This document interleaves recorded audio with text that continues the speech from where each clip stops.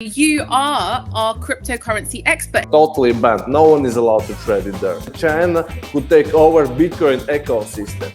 Yeah, it is possible. It is really possible. India was blessed by crypto gods. People would dance on the streets. I'm going now to check it.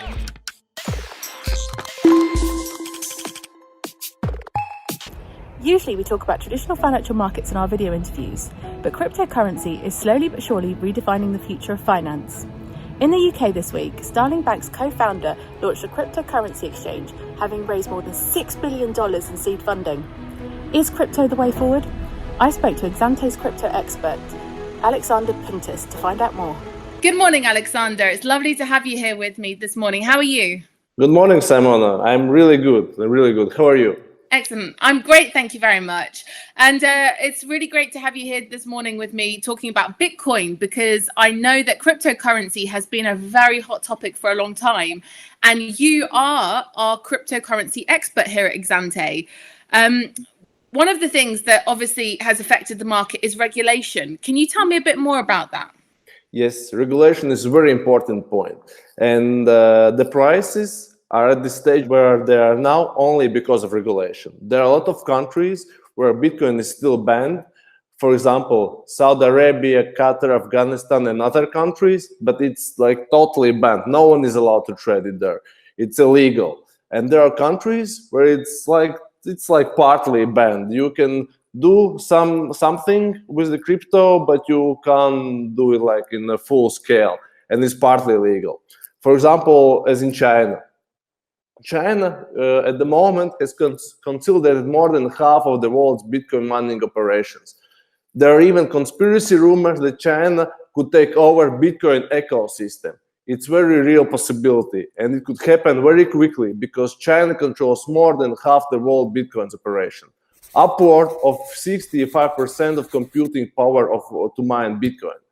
So it is a really interesting situation happening with China. That's crazy. And obviously, Bitcoin is not the only thing that China controlled. What about COVID-19? Could this be as negative as that? It's hard to tell. It's conspiracy theory. It is possible. Anything is possible. Impossible is possible. So let's hope it is not so, and let's not hope that China is anyhow involved with COVID, and it's not their plan to control the world and not to control the cryptocurrency. Because if they would control it, would lose the point of cryptocurrency itself. I've heard that India have had some interesting news coming out about Bitcoin and crypto. Can you tell me a bit more about that? Yes, of course. In India, it's a really interesting story. Let's start with the moment when the currencies were banned there. In April 2018, Central Bank announced a ban on the sale or purchase of cryptocurrencies. The Reserve Bank of India had given banks 3 months to unwind their exposure to such exchanges. So, and there were 5 million people actively trading cryptocurrencies before ban happened. So it was a huge impact on the cryptocurrency market in India. And there were around 10% daily change of the Bitcoin price because of this issue. People were selling cryptocurrencies like crazy because they were afraid that their assets will be frozen. Does that mean then that if other countries lift their ban on cryptocurrency, that the price of crypto will go up? Yeah, it is possible. It is really possible. For example, in China, let's return to China a little bit. In China, cryptocurrency is, as I said, partly banned because it's allowed to peer-to-peer trading. For example, altcoin against Bitcoin. It's not allowed to trade fiat against crypto, so it's partly banned. And when the big ban happened, the prices went down for 20% in China. In India, 10%. So if the markets are open, I can't say that it will increase 10 or to 20%, but anyway, increase of price should be seen on the market. Recently, India was blessed by crypto gods, and in March 2020, the Supreme Court of India overturned a decision by Reserve Bank of India which prohibited banks from dealing with cryptocurrency exchanges. They removed ban in March 2020, and everyone was really happy. New exchanges were coming to India. New fintechs were starting, opening new exchanges, and everything. All people were really happy. Everything was good. And then in June, there were a lot of information in the media that Indian government has decided to ban cryptocurrencies by law.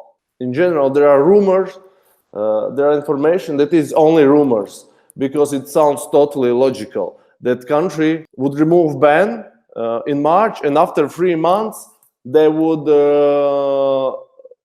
forbid it by law. It totally doesn't make sense, and a lot of market players, big market players, says media has understood wrongly information that was provided, because the information that is in media says it is only regulatory issues that could change, not the law, because the law states that any person or company that is dealing with cryptocurrencies can be imprisoned by 10 years and could pay fine up to 3.2 million. So it's too crazy to be true.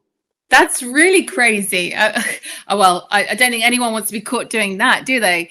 It sounds like there is a mixed feeling of love, hate for crypto. What is going on? Are people loving it? Is the market for crypto growing? Are more people investing? What's the current state of play? Most people I know love cryptocurrencies. Sure. There are ML issues with the cryptocurrencies that governments are afraid of. There used to be times when with cryptocurrencies people are buying drugs, guns, and all other stuff. So there is a bad history what has happened before with cryptocurrencies, and this is the reason a lot of governments are afraid of it. But it has changed, and it is more like already an asset as an investment, more than like an instrument with which you can buy illegal stuff. So all these changes. And people love currencies, and each country that would allow people to use cryptocurrencies would be really happy. People would dance on the streets and buy with bitcoins food, drinks, and everything. It is the future. It's the future, I'm sure. Sure. And I know when I was speaking to our other expert here at EXANTE, Ines Velichevskis, a few weeks ago, he was saying that even JP Morgan have changed their mind on crypto. So it looks like things are progressing. Yes. JP Morgan, before JP Morgan said that they don't recognize cryptocurrency as any asset, and now they have changed their mind. Even exchanges they're opening accounts for crypto exchanges. It means world is changing and moving forward. Sure.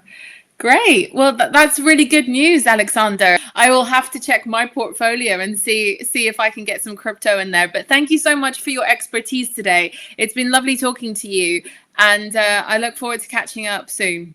Thank you, Simona. Thank you. For sure, check cryptocurrencies and be one of the people who holds it, and be in the future. I will do. I'm going now to check it. Have a great day. And we'll You too. Bye. Thank you. Bye. Regulation and domination could be the key players in crypto's future. But if Alexander's views are anything to go by, crypto will only grow in popularity. That's because everyone loves it. Power to the crypto. See you next week.